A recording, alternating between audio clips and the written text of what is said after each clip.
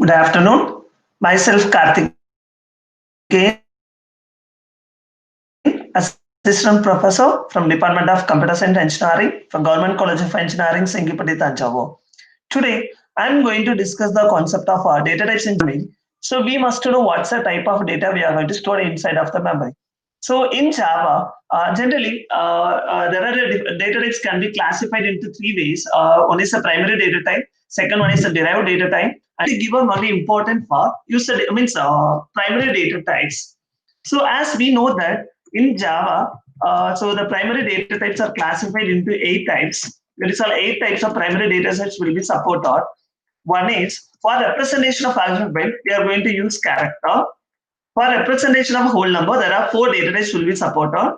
One is byte, second one is shan, and third one is int, and fourth one is long. Small correction here. Then sixth one for representation of real number, I'm going to use a float, and for and also we have a double representation. And for that clear. So generally in Java, there are 8 types of primary data types will be supported. For representation of alphanumeric character, that is called representing alphanumeric representation, we can use character data type.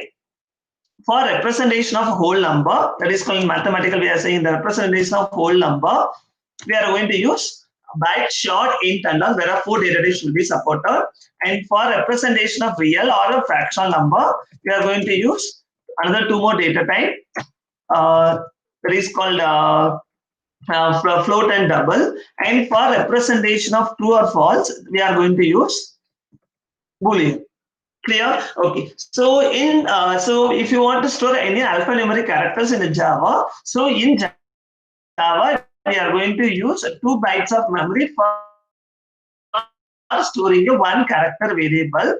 So that in Java the representation of character is called as Unicode representation, because this Unicode representation indicates that so we are going to in C and all we are going to store only the it will be supported only for English, but in Java it will support for other national languages also for representing some of the national languages. For example, if you are considering a Chinese language, the number of basic alphabets is greater than 6,500. So that with the help of only 1 byte, we are unable to store all those values. So that we need to use more than 1 byte of memory for representation of all those alphabets in the national languages.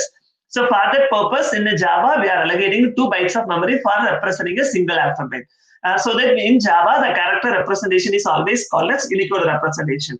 And the next term is for representation of whole number, so for integer, it allocates only 1 byte of data.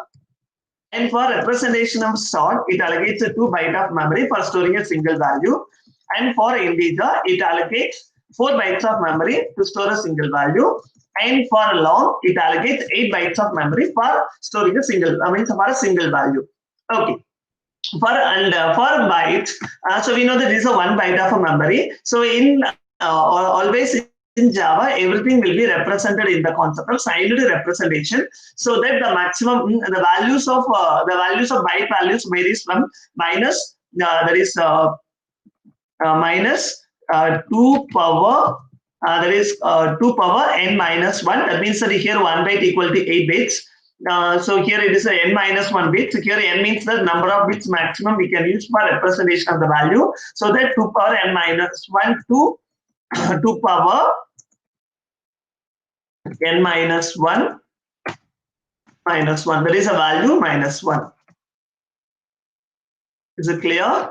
So it means that minus 2 power, there is a general formula to further representation of the limit.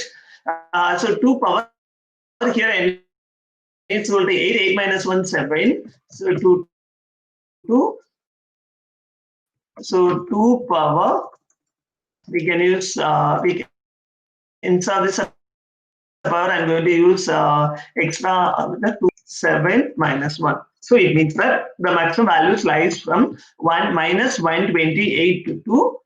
So minus 128 to 127. So totally it represents, that means that minus 128 to minus 1, comma 0 to 127 combinations. So totally 256 combinations are possible.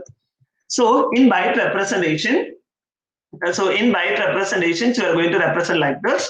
And for a short representation, it is a 2 bytes of data, so that it is a 16 bits. So that the range of your value is minus 2 power.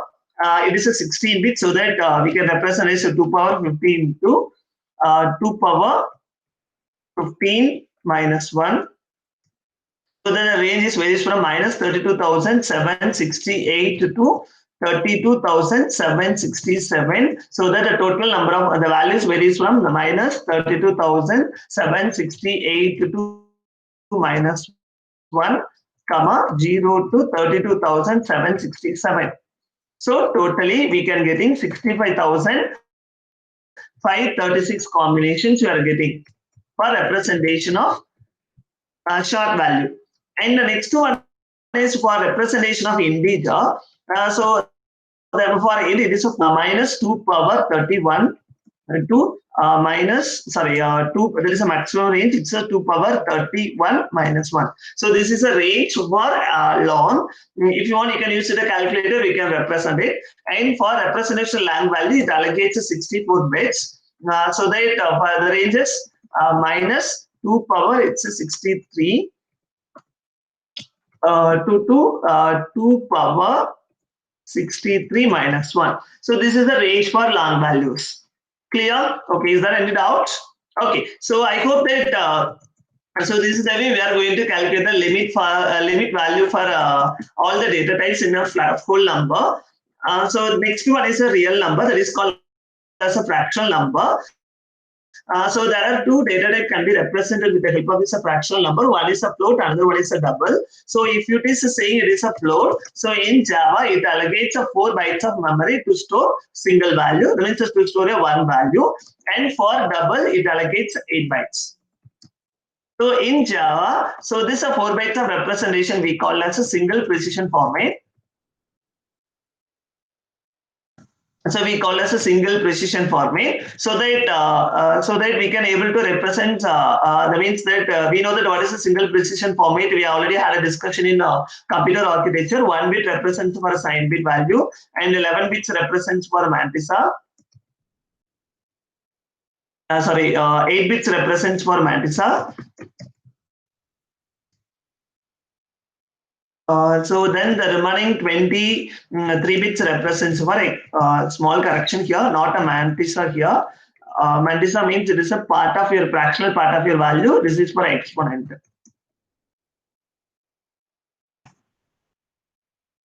Clear? Okay. So in double values is and also maximum it allocates 6 to 7 digits. That's the maximum 7 digits in accuracy. Digits in accurate significant, we can significant digits we call as. So normally if you are using the floating point data type, maximum it takes 7 digits of accuracy. Okay. And for double, we call as a domain, so that the range is a 1 bit allocated for sign bit. Then 11 bits allocated for exponent, and the remaining 52 bits represents for mantissa. That means that it is a double float. That is the meaning of a fractional number. And here this is a 14 to 15 bits, the significant bits are having a more accuracy while you are going to represent any value in Boolean. Sorry, any value in double. And the next type is a Boolean. So here for a Boolean in Java, it allocates only 1 byte, but it contains only the default value. Either it will be represented by true or false. Is it clear? So here there is no numerical. I mean, in Java there is no numerical representations will be allowed. Numerical representations will be allowed to represent this Boolean value. Small numerical representations will not be allowed here. So it means that in a C and all, if the condition is true, we are represented by 0, and in if it is a condition false, if the condition is true, we are representing it as 1, and if it is a condition false, we are representing the 0 in the C and C++ plus plus. But in Java, it is not represented like that. There is no numerical representation for the Boolean value. So that if the condition is true, then it will be represented as a true, it not having any equivalent numerical representation for this true Boolean value. And same well as for false also, we don't have any Boolean representation values. Okay, so these are the 8 primary data types will be supported in Java. So once again, I recalled it. So there are 8 primary data types will be supported by Java for representation of different values to store in a memory. So different data types are character, byte, short, int, long, float, double, and boolean. So for representation of alphanumeric character, we are going to select the character representation. In Java, the character representation will be called as Unicode representation, and it takes only 1 byte of memory to store the value. And for a whole number, and here in Java, everything to be represented in a signed format. There is no representation for unsigned combinations. So for representation of whole number, byte for it takes only 1 byte for storing a single value, and for short it is a 2 byte, and integer it's a 4 byte, and long it is an 8 byte. In a double, in a float, for a representation of a real number or a fraction, we are going to use a float, or maybe you can use a double for representation, and for Boolean representation it's a true or false. And it's very, very important. We must to know that for representing a whole number, for representation of a whole number, we have only one, means there are 4 combinations we have. So that we must to know what is the default data type will be assigned, to be assigned whenever the calculation is carried out. Same way for a fractional number also, there are 2 possible data types. So that we must to know what is the equivalent data type we have. So that we call as a type promotion rule. So, normally, so whenever you're going to convert a type, that is called type promotion rules, and the default data type for a whole number is whole number. That is called whole number is integer. There is a first rule, and for the second rule is the default data type for fractional number is double. Where the calculation is even, the calculation is carried out during the calculation. Even though during the calculation, if you are if the operation, if the data types are involved, data types are like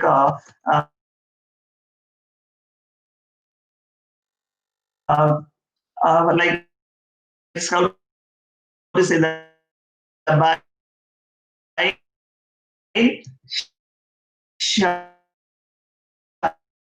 charts values are converted into integer, then the equivalent operations will be carried out.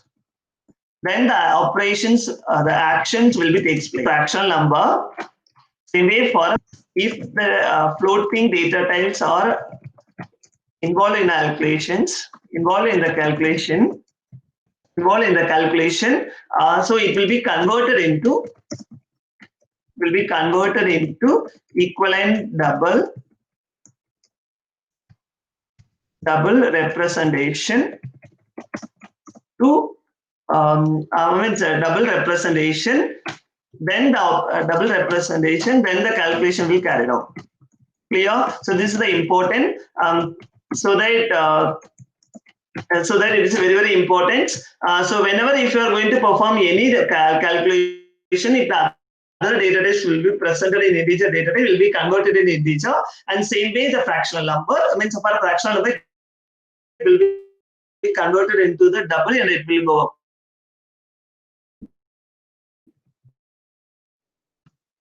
So after calculation is over, we need a proper data type assignment.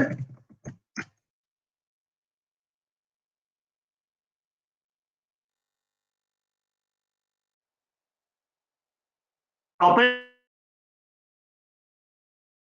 data type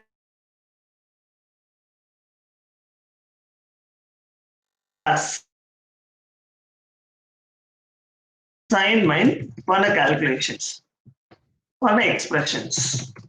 Otherwise, the compiler makes that if you are performing those operations, very, very important. So once again, I can repeat. So there are type promotion rules we have. That means that we must know what is the equivalent type of resultant calculation of any expression. So normally the default data type for the whole number representation integer, and for same way for a fractional number is a default. If you are the data type of the values which is present inside of the calculation is like as a byte and short, it will be converted into integer and then the action will be take place. Like that, if you have a fractional number in the form of float, it will be converted into double, then action will be takes place. Then the resultant value will be stored on. If the resultant, let's say every location is in a byte value, so that we need a proper explicit. Otherwise, compiler makes an error message. If not have a proper explicit type conversion, very important to remember it. Otherwise, nations. So I am going to show how this data type is included by data type. I mean, my packages. So here I am going to use only input output packages for my purpose. I am going to say my class name is called as a data type. And inside of that, I'm going to use only main function to showcase the working principle of data types. So while main, and it takes only one command line input, that is called string input. So here I'm going to declare byte data type, byte calculations. So byte, so value I'm taking variable name equal to 12. So I'm going to print the value, so that I'm going to use system.out the print or println method. I'm going to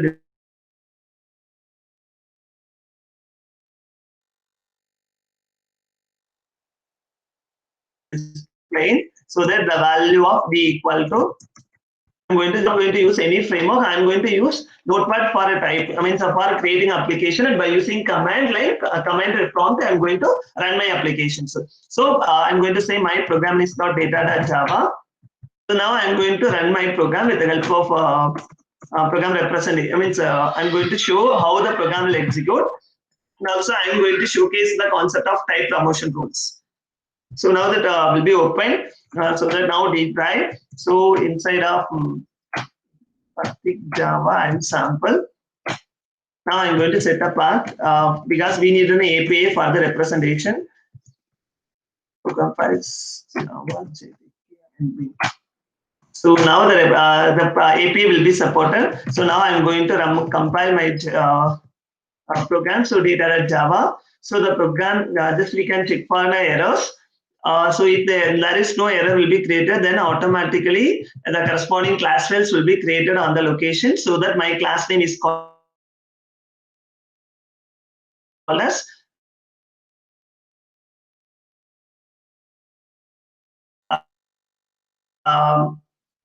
my class name is called as a data, so that we can check it that is there any data.class. So now I'm going to run my program. So my program name is data. That means the program which contains the class which contains the main definition is data. So that I'm going to run this method so that the value of b equal to 2. And very, very important thing, even if you're not assigning any value for the local variable, the compiler makes an error message. I can showcase it. Now you can see that the value of the b, means I'm not assigning any value to this local variable. You know that in a C, there is no value assigned. The value is not allocated to any local variable. It allocates a garbage value. But here in Java, I told you it is a Java is a strictly sensitive language. So that there is an error message will be created. The means it shows that the value of the b may not be initialized, so that you can't use it anywhere for a calculation purpose.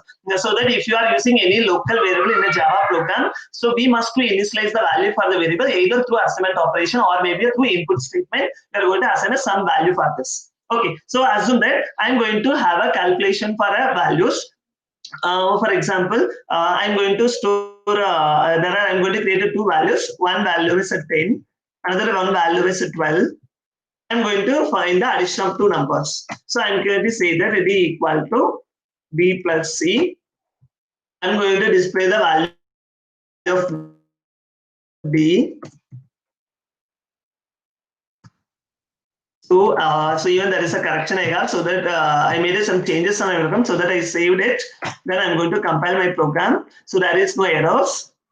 See then there is a error will be displayed that incompatible types, that is called possibly lossy conversion in the from into byte. It means that what it is shows that so here means in my calculation there are two variables I have. One is a B and C. So that the data type of this B and C as a byte. So that the data type of B and C as a byte. I told that it means that for this it will work for the third type promotion rule. So in a calculation, if there is a data, if the data type contains of a byte and chart, those operations will be converted into so those the result those values will be converted into integers and the calculations will be carried out. Clear? So then the calculation, then the result is also an integer. For this case, this is a byte and this is also byte. So the byte value will be converted to integer. So that the value of B will be converted as an integer and the calculation will be carried out. And also C is also to be worked like that. So then the result data type also integer. But I am expecting that the result must be stored inside of a byte. So that I need a proper explicit type conversion to type that to say that it is a byte data type we need. So now you can check it. Now we can classify that. We can check it. Is there any errors? Now there is no error in my program because so whenever you are going to perform any calculation, also that we must to focus on type promotion rules also. So now I am going to run my program. So my class name is the data. So the value of D equal to 10 plus 12 is 22. So the 22 value will be is displayed. Okay. So okay. So I go with some other calculation. Like this. I told that how that third calculation, the third type for example, I don't want to do like this. I'm going to say that 2 plus 3. I want to find the value of D equal to 2 plus 3. See that surely there is no error will be displayed. You can check it. Is there any error or not?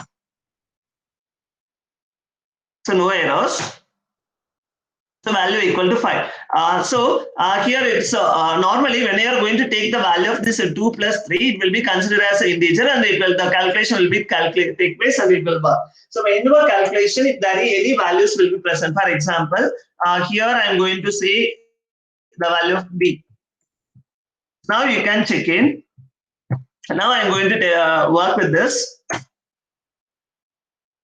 So surely there is a calculation because the value of B will be byte, but 2 is value, so that it will be work on. There is a possibility of loss of conversion because we are going to convert the result data type integer, so that we are converting from integer to byte. There is a problem we can able to face.